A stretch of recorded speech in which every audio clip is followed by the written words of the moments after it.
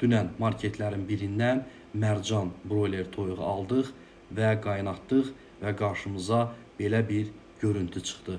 Siz də əvvəllər belə mənzərə ilə qarşılaşmısınızmı? Bu nədir? Zəhmət olmazsa üstəgəl işarəsini vurun, abunə olun və videonu sona qədər izləyin.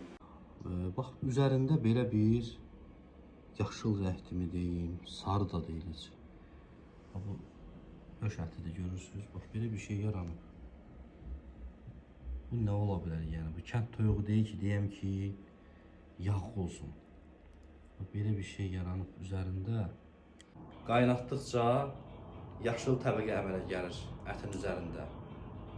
Bunun tarixi keçməyib, amma buna baxmayaraq içərisi bizi qane eləmədi və buraxıram şərhlərdə sizə. Bəs bu üzərində yaranan yaşıl təbəqə nədir? Sarı da deyil, yaşıl. Bilmirik. Tarixi təzə idi. Yəni buraxılma tarixi saxlanma. Bu sümüyün üzərində bax belə bir şey yaranıb. Kimin başına gəlib bu?